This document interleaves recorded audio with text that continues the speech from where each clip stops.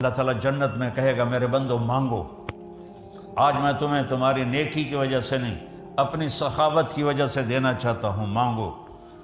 تو وہ کہیں گے یا اللہ تو نے پہلے ہی جنت دے دی، ہوں اور کی مانگی ہے؟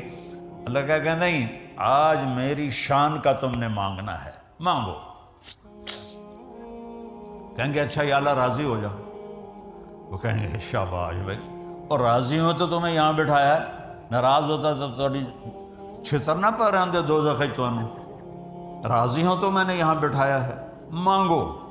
ہمارا دماغ، مجھے ایک نیورولوجسٹ نے بتایا، میری بات نہیں، نیورولوجسٹ کی بات، کہ اس کی اگر تار بنائی جائے، تار، اور اس کو یہاں مسجد کی زمین سے اٹھا کر چاند کے اوپر سے، چاند 2,40,000 کلومیٹر ہے، اس کے اوپر سے گزار کر اس کو نیچے لایا جائے، یہاں اس کی گرہ بن جائے گی۔ اتنا لمبا دماغ کا تار ہے انسان کے یہاں، اور اس تار کے ہر پن پوائنٹ میں ایک بہت بڑا کمپیوٹر چھپا ہوا ہے۔ تو یہاں ہمارا دماغ صرف 5% کام کرتا ہے، 6%۔ آئنسٹائن کا کھول کے دیکھا تھا انہیں تو 11.2 تھا، 11.2، باقی سارے لم یبج نسی۔ اور یہ جو تھوڑا سا دماغ کھلا ہوا ہے، اتنا لسی اتنے کداڑے چاہ رہے ہیں، اگر اللہ سارا کھول دینا تھا کی بنتا، تو میرا رب جنت میں یہ سارا دماغ کھول دے گا۔ اور ابھی جو ہمیں خوشی ہوتی ہے، 4-5% جو دماغ ہے اس میں جو فیلنگ آتی ہے اس سے ہوتی ہے، جو غم آتا ہے وہ بھی اسی کے حساب سے آتا ہے۔ وہاں اللہ غم کو تو موت دے دے گا، تو دماغ کے ہر پن پوائنٹ میں کمپیوٹر کو کھول دے گا۔ جب کوئی خوشی آئے گی تو اگر موت ہوتی تو ہم مر جاتے، اللہ وہ سارا کھول دے گا، کہے گا مانگ۔ اب لوگ مانگیں گے، عورتیں بھی مانگیں گی ایمان والی، مرد بھی مانگیں گے، یہاں تک کہ تھک جائیں گے، تو اللہ تعالیٰ کہیں گے نہیں اور مانگو۔ کہیں یا اللہ اتنا تو مانگ لیا، اب اور کیا مانگے؟ اللہ کہیں گے نہیں اور مانگو۔ پھر دوبارہ وہ سوچیں گے اور پھر اللہ سے مانگیں گے، پھر مانگتے مانگتے کہیں گے یا اللہ ہن ساڑی بس ہو گئی۔ اللہ تعالیٰ فرمائیں گے نہیں ابھی اور مانگو۔ پھر وہ تیسری دفعہ ایک دوسرے کو پوچھو کہ تو کی مانگے ہو، تو کی مانگیا یار، دسو تو صحیح۔ تو آپس میں مشورے ہو رہے ہیں، پھر اللہ سے تیسری دفعہ مانگیں گے، اور مانگتے مانگتے تھک کے کہیں گے یا اللہ بس ہو گئی۔ میرا رب کیا کہے گا؟ میرے بندو تم نے تو ابھی اپنی شان کا بھی نہیں مانگا، میری شان تو ابھی بہت باقی ہے۔ قد آتیتکم ما سألتم وزدتکم ما قصرت عنہ امانیکم، جو تم نے مانگا وہ بھی دے دیا ہے، اور وہاں جہاں تمہارا خیال بھی نہیں پہنچا وہ بھی میں نے اپنے خزانوں سے تمہیں دے دیا ہے، جاؤ۔ کہیں گے یا اللہ ہمیں تو گلاسگو میں پتہ نہیں تھا تو اتنا خوبصورت۔ وہ پیچھے سے سنو، جب یہ سارا ہو جائے گا پھر اللہ تعالیٰ کہے گا میرے وعدے پورے ہو گئے؟ کہیں گے یا اللہ ہو گئے۔ اللہ کہیں گے نہیں، ان لکم عند اللہ موعد یرید ان ینجزکموہ، ابھی ایک وعدہ باقی ہے جو تمہارا اللہ اب پورا کرے گا۔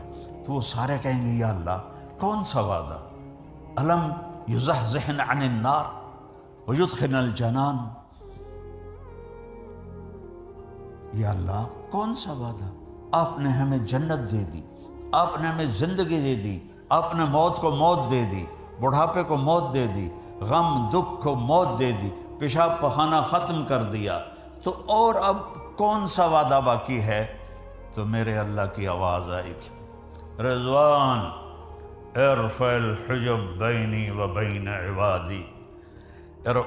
رضوان جنت کا جی ایم، آج کی زبان میں سی او جی ایم، تو اللہ کہیں گے رضوان، وہ کہے گا لبیک، کا پردے ہٹا، آج میرے بندے اور بندیاں میرا دیدار کر لیں۔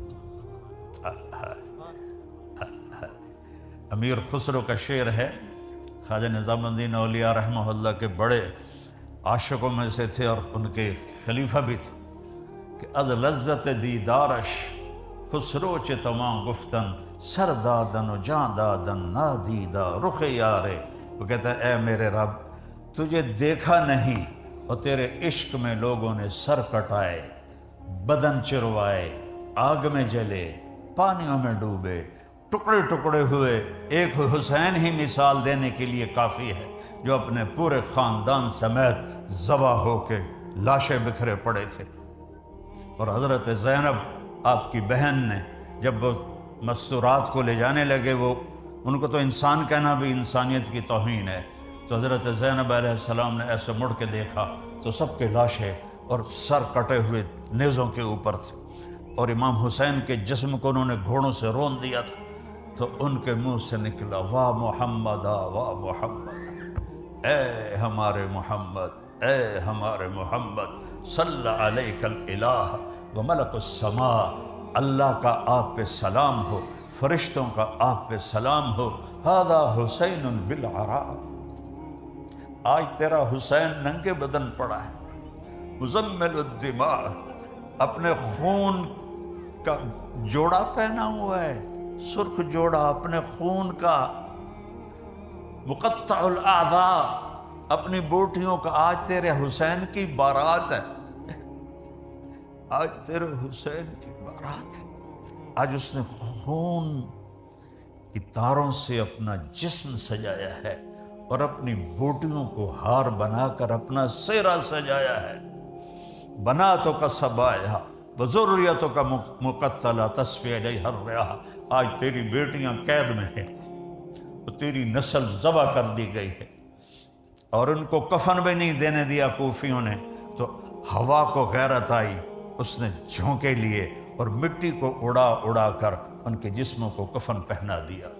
ہمارے پاس تو اللہ پہ قربان ہونے کی اس سے بڑی مثال تاریخ میں کوئی نہیں ہے۔ تصفی علیہ الریاح، تو امیر خسرو فرماتے ہیں یا اللہ جب تجھے دیکھے بغیر یہ سب کچھ کیا، جب تجھے دیکھیں گے تو کیا حال ہوگا۔